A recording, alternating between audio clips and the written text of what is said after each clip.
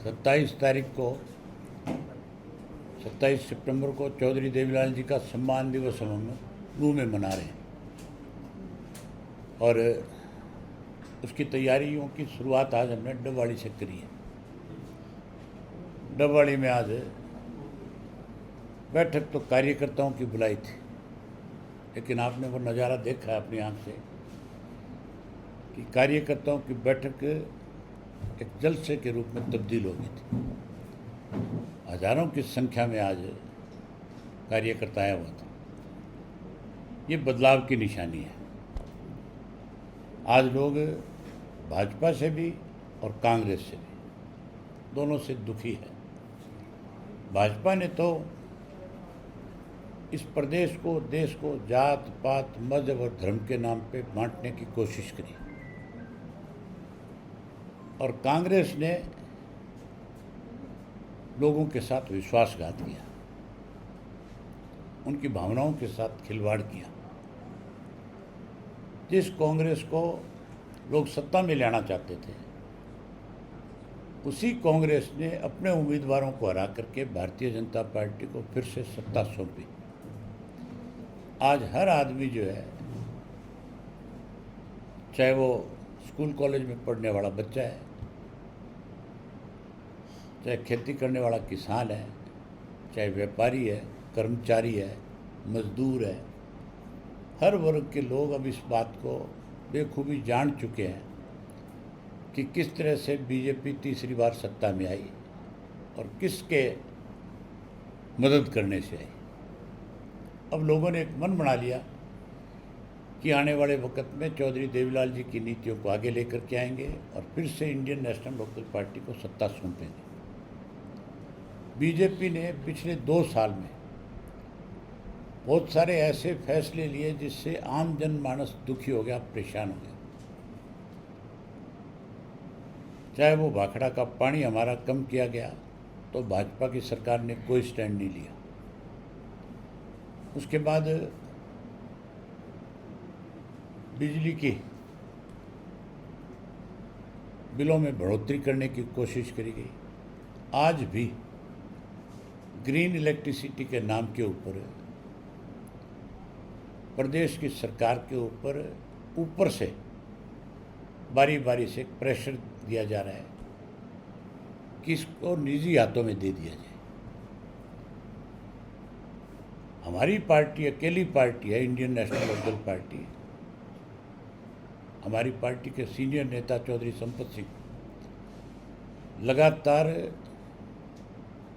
जब मीटिंग होती है बिजली डिपार्टमेंट की, उसमें जाकर के ऑब्जेक्शन करते हैं, अपना ऑब्जेक्शन दायर करवा करके आते हैं, उसका डट करके विरोध करते हैं। इसलिए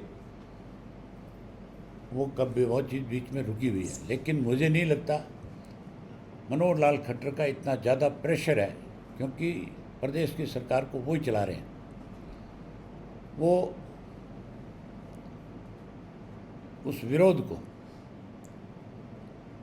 दरकिनार करके इसको निजी हाथों में देने का काम करेंगे।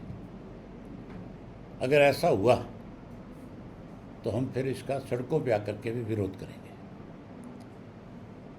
न केवल बिजली का, ज़मीनों का भी निजीकरण किया जा रहा है, उसका भी हम विरोध करेंगे।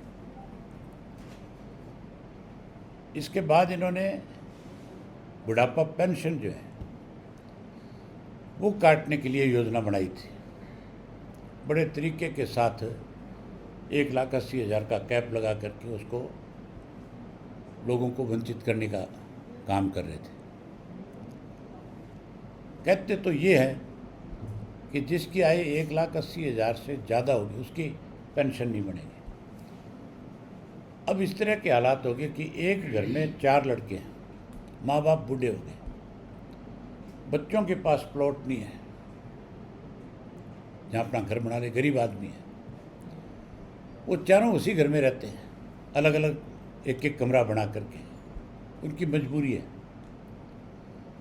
अब 4 कमरे जिस घर के हैं, हर एक बुजुर्ग का उनका 5 है, तो फिर डिपार्टमेंट के लोग जो पेंशन बनाने वाले उनके गांव में जाते हैं, घरों में जाते हैं, देखते हैं, वो कहते हैं तेरे तो 5 कमरे हैं, तेरी आय तो ज़्यादा है। आय ज़्यादा नहीं है उसकी, उसकी मजबूरी है, लेकिन आज उसको इस तरह से पेंशन को रोकने की कोशिश की जा रही है। ये कह देते हैं कि जिसके पास चुपैया वाइन है उसको नहीं देंगे। आज मारुति कार 10,000 रुपये में मिल जाती है, वो भी किस्तों में, पुरानी जो है। कबाड़ है, कोई लेता ही नहीं। लोगों ने उसके ऊपर अपना गैस का सिलेंडर रख लिया, किसी ने कोई इंजन रख लिया। आज तो खेत से घास लेकर के आने वाला व्यक्ति भी इस तरह की गाड़ियों का उपयोग करता है। अब उनकी पेंशन ये कह करके रोकी जा रही है। एक सोची समझी चाल के तहत जो है इसको आगे बढ़ाया जा रहा है। हमारी पार्टी ने विरोध किया जब जाकर के पेंशन मिली। गेहूँ की खरीद के लिए अनेक इस तरह के कैप लगा दिए थे जिससे किसान अपनी गेहूँ की फसल नहीं बेच सकता था। हमने इसका डट करके विरोध किया। उस वजह से अब की बार किसान की गेहूँ मंडी में बिकी। मुझे लगता नहीं इस सरकार की जो मंशा है, अभी इन्होंने नए सेलो निकाले हैं पूरे प्रदेश में। इनकी नीयत ये है कि अंबानी और अडानी अपने सेलो लगाएं और मंडियां बंद हो जाएं। ये मंडियां भी उजाड़ना चाहते हैं। अगर ऐसा भी हुआ तो भी हम उसका विरोध करेंगे, क्योंकि चौधरी देवीलाल ने मंडियों की स्थापना करी थी। मंडियों की स्थापना इसलिए हुई थी कि व्यापारी को भी 2 रुपये मिले, किसान को भी सहूलियत और सुविधा मिले, इसके लिए। उसके बाद जंतर मंतर पे भी किस तरह से पेपर लीक करके नौजवानों के साथ खिलवाड़ हुआ था, उसका विरोध हुआ। हमने खुल करके उसका पहले दिन से समर्थन किया। हरियाणा में अब अगर इस तरह का कोई पेपर लीक होगा तो उसका भी हम इसी तरह से विरोध करेंगे। आज तो केवल आपको निमंत्रण देने आए हैं और अपने कार्यकर्ताओं की जिम्मेवारी लगाने आए हैं।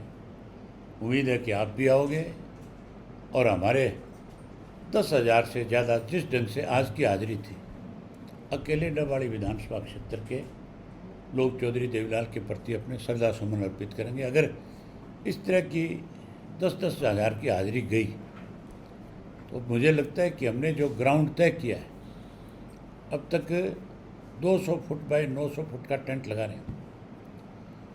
मुझे लगता है कि माजरा साहब को इस बात पे फिर विचार करना पड़ेगा कि हमें टेंट को और बढ़ाना चाहिए, तो जगह छोटी पड़ जाए। ये हरियाणा के इतिहास की सबसे बड़ी रैली होगी, सबसे बड़ा सम्मान दिवस।